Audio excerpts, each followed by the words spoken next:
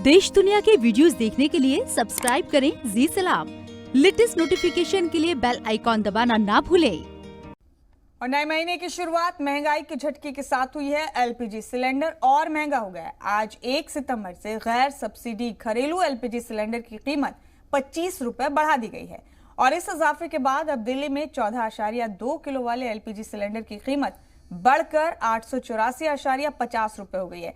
इससे पहले 18 अगस्त को सिलेंडर की कीमत 25 रुपए बढ़ा दी गई थी और इससे पहले 1 जुलाई को रसोई गैस की कीमतों में 25.50 रुपए का इजाफा किया गया था। अब 14.2 किलो वाला गैर subsidy LPG cylinder Delhi Mumbai में 884.5 रुपए, कोलकाता में 911 रुपए और चेन्नई में 900.5 रुपए में बिक रहा है। इससे पहले सिलेंडर 859 रुपए, 5 रुपए, 886 रुपए और 875 रुपए में बिक रहा था।